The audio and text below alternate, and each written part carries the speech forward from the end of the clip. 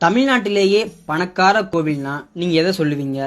பழனியா, திருச்செந்தூரா, இல்ல மதுரை தானா அப்படின்னு நம்ம யோசிப்போம். ஆனா இந்த கோவிலை நீங்க யோசிச்சு கூட பார்த்துருக்க மாட்டீங்க.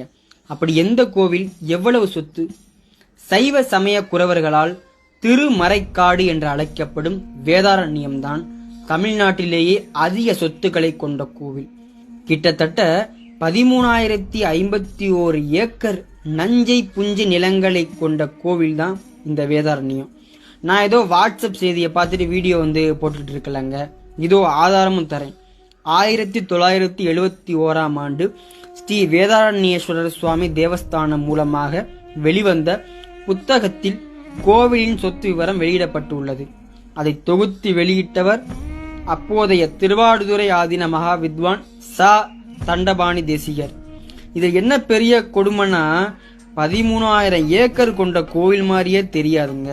அந்த 13,051 ஏக்கர் நிலம் இப்பவும் இருக்கான்னு தெரியாது. இந்த வீடியோ ஷேர் பண்ணி விடுங்க, வைரல் பண்ணுவோம், உண்மையை நம்ம தெரிஞ்சுக்குவோம்.